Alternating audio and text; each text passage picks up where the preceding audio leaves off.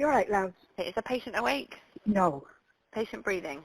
I could hear really, really loud breathing. I didn't know what he was doing. He's not responsive now. Okay, all right. He's just taken one big deep breath. No, he's not. Please Okay, hurry up. all right. So this isn't delaying any help for you now, okay? I'm going to help you, okay? Okay, listen carefully. I want you to lay him flat on his back, on the floor, and remove anything from behind his head. I can get him on the floor. I can't. He's too heavy for me. Shall I run and get a neighbour? Yeah, go to the neighbour and get a neighbour and then come straight back. Okay, we're going on the floor. Okay, listen carefully. I'm going to tell you what to do next, okay? I'm going to tell you how to do chest compressions. Okay, make sure he's flat on his back on the floor. Okay, place the heel of your hand on the breastbone in the centre of the chest, right between the nipples, and put your other hand on top of that, okay?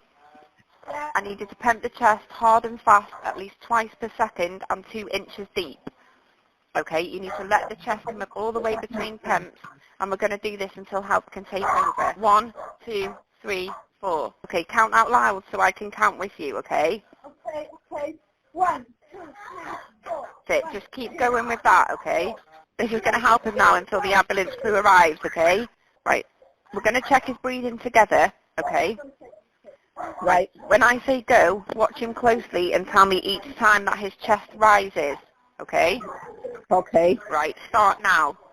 No, his chest is not rising. Almost like he's snoring, but he's not, if you see what I mean. Okay, just keep doing the compressions over and over, okay? I'll wait until they're right in the house with you. Yeah, they are coming in. They are outside. I put them away. There's a pad at the back of your head on it. The response car now is in. They're there with you now, are they? Yeah, they're in. Okay, now, I'll let you go, okay?